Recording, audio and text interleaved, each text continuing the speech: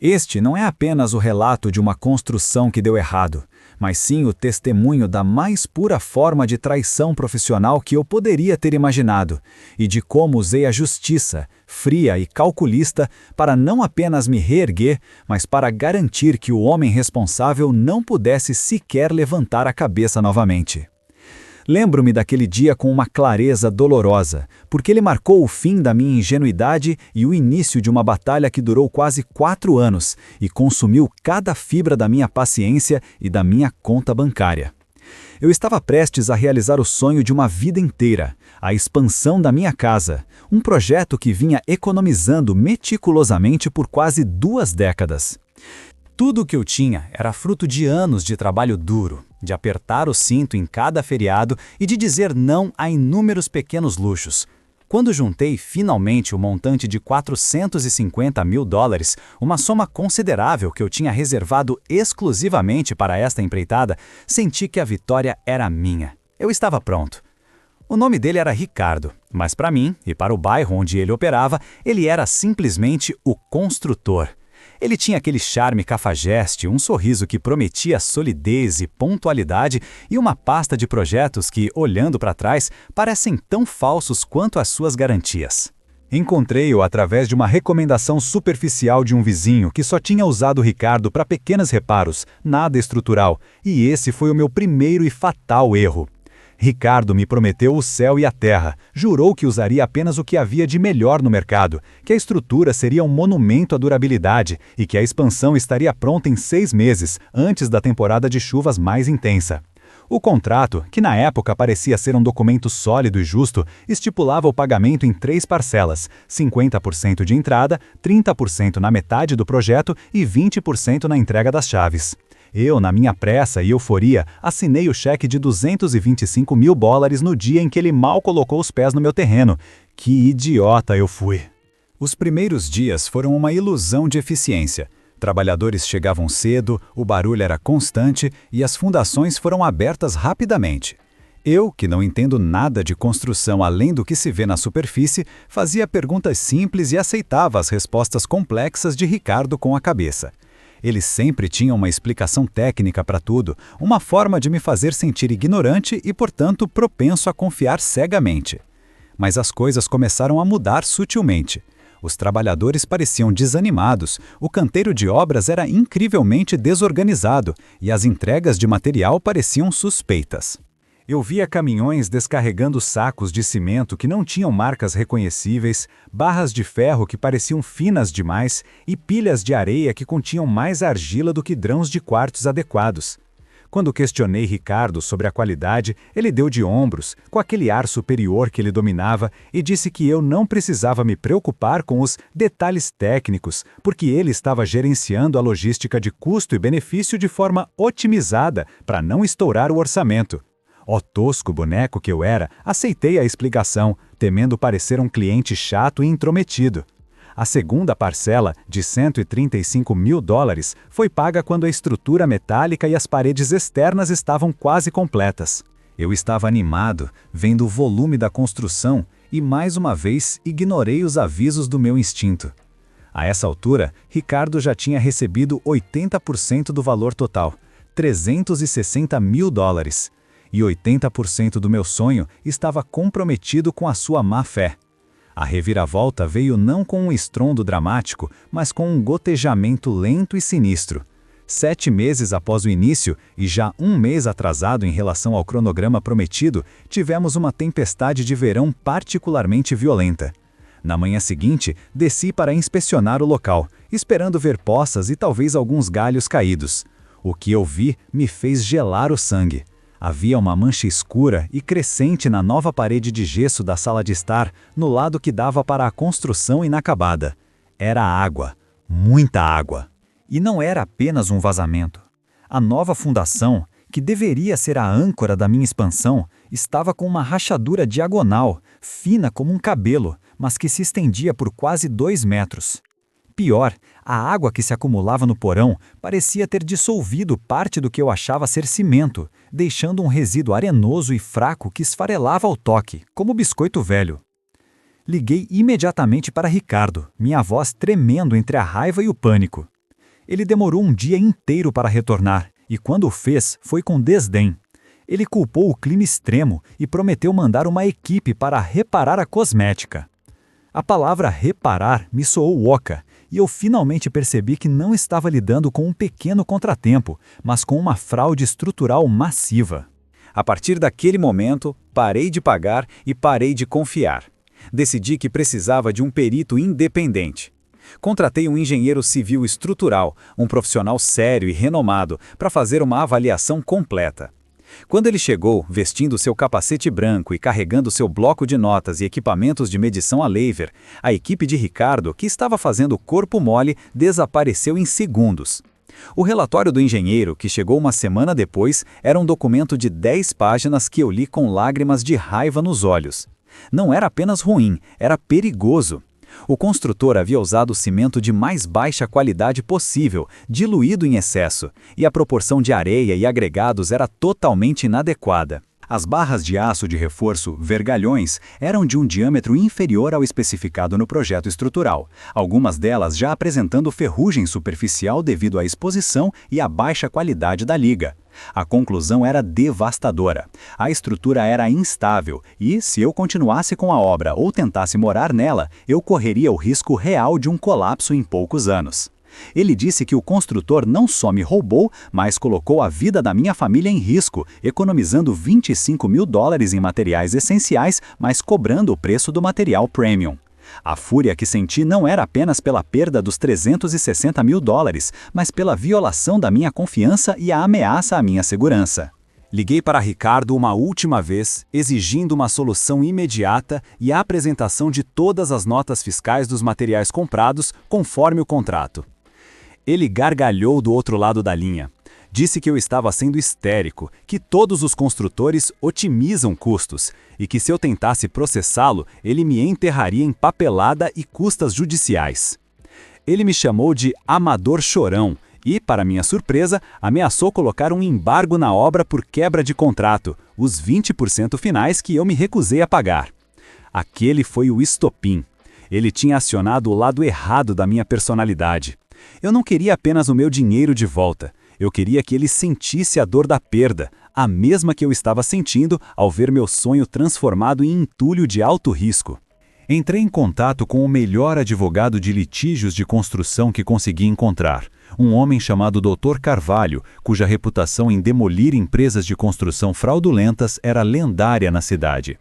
Quando contei a história, entregando-lhe o relatório pericial, ele me olhou com uma expressão de seriedade fria.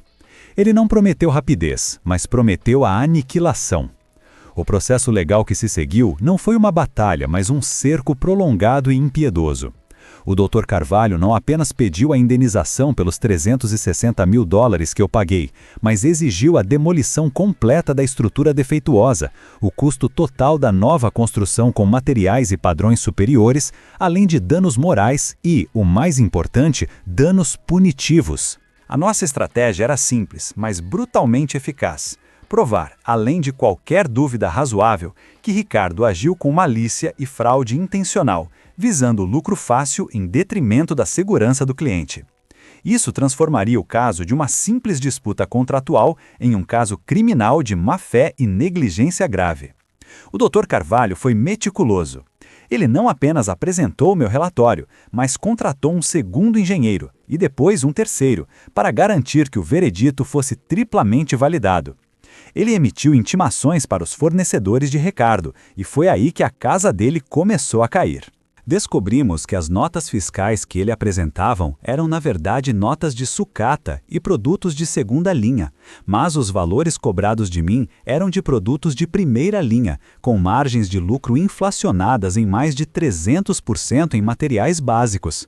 Houve uma semana em que eu passei mais tempo no escritório de advocacia revisando milhares de páginas de documentação de custos do que na minha própria casa. Eu estava investindo tempo e, francamente, mais dinheiro, mas o sabor da vingança já começava a se formar na minha boca. Ricardo, por sua vez, estava arrogante. Seu advogado, um sujeito de terno barato e sorriso forçado, tentou desqualificar as perícias, argumentando que a rachadura era superficial e que o protagonista estava apenas buscando uma maneira de sair do contrato. Ele tentou pintar a imagem de que eu era o cliente rico e exigente que estava atacando um pequeno empresário trabalhador. O juiz, no entanto, não é bobo. Quando o terceiro perito, durante o depoimento, exibiu uma amostra de concreto retirado da minha fundação que se desintegrou completamente na frente do tribunal, a atmosfera mudou. O promotor público, que observava o caso de perto, começou a mostrar interesse. O processo se arrastou. Meses viraram anos. Eu vi a minha vida em espera, com aquele esqueleto de fraude no meu quintal, um monumento constante à minha estupidez e à sua traição. Mas o Dr. Carvalho me acalmava. Tudo o que você precisa fazer é esperar e deixar que as custas consumam a liquidez dele, ele me disse. E foi exatamente isso que aconteceu. As custas processuais, as taxas de comparecimento de peritos e a pressão de ter o nome de sua empresa envolvido em um litígio tão sério começaram a estrangular os negócios de Ricardo. A reputação dele, que era baseada em promessas vazias, começou a desmoronar publicamente, especialmente depois que o nosso advogado vazou, estrategicamente, alguns dos detalhes mais chocantes da fraude para um jornal local de construção. A audiência final foi um clímax que eu esperava com fervor quase religioso. Ricardo estava pálido e suado, sem o seu charme habitual. Ele sabia que estava encurralado.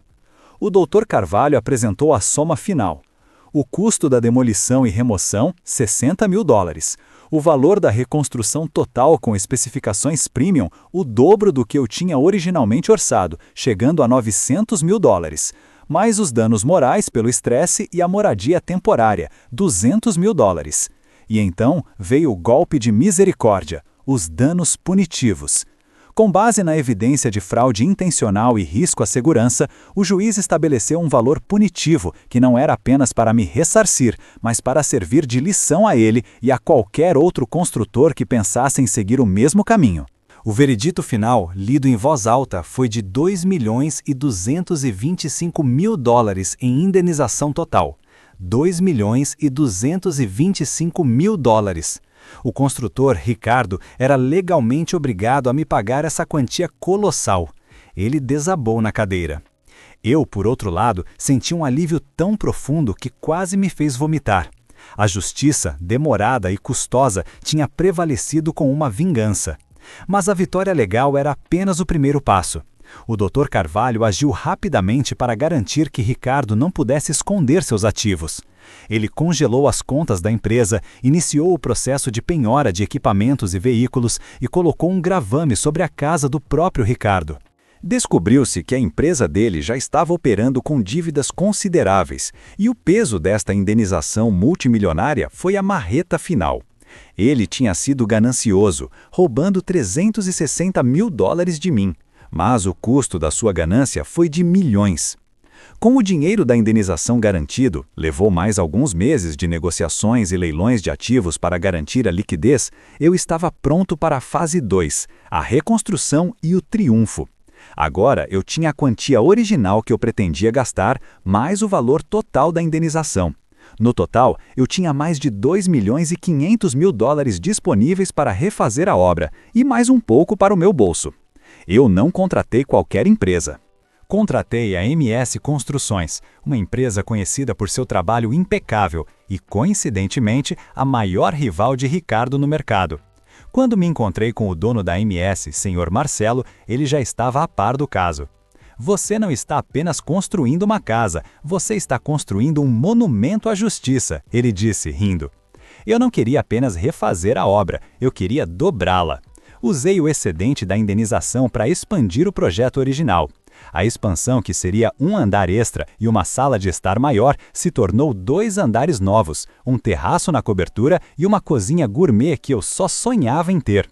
Onde Ricardo usou concreto fraco, a MS usou concreto de alta resistência, misturado com fibras de aço com certificação internacional. Onde Ricardo usou vergalhões finos, a MS usou vigas de aço estrutural maciças, especificadas por um engenheiro que parecia se orgulhar de cada grama de metal.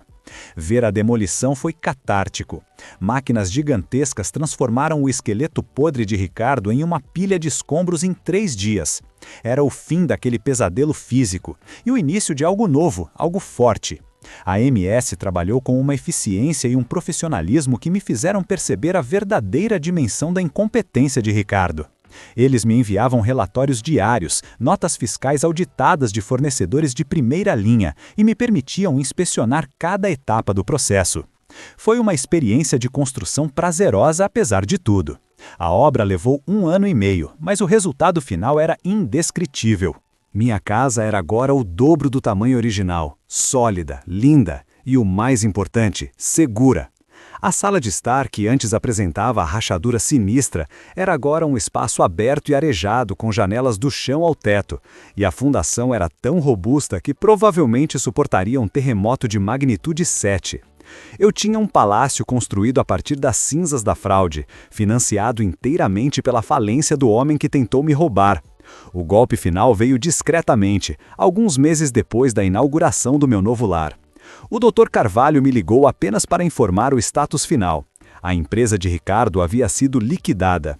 Ele perdeu tudo: a frota de caminhões, os equipamentos de construção e a casa que ele tinha tentado proteger.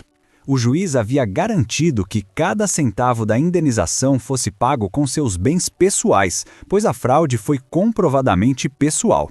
Ricardo estava falido, sem licença para operar e enfrentando, além disso, as investigações do Ministério Público que se seguiram ao nosso litígio civil.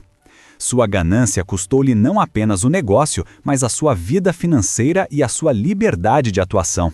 Eu, o amador chorão que ele achou que poderia intimidar e enganar, estava sentado na minha nova cozinha gourmet, tomando um café, olhando para a solidez da minha nova casa. Uma estrutura que era o dobro do que eu sonhei e que tinha sido construída com o dinheiro da sua ruína. A justiça não é rápida e certamente não é barata, mas quando ela chega e você a usa como uma arma, ela pode ser a ferramenta de construção mais eficiente que existe. A lição de Ricardo me custou 4 anos de estresse, mas me ensinou o valor da diligência, da persistência e, acima de tudo, do poder da retribuição legal bem planejada.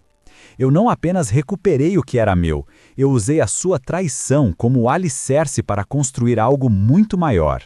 Este não é apenas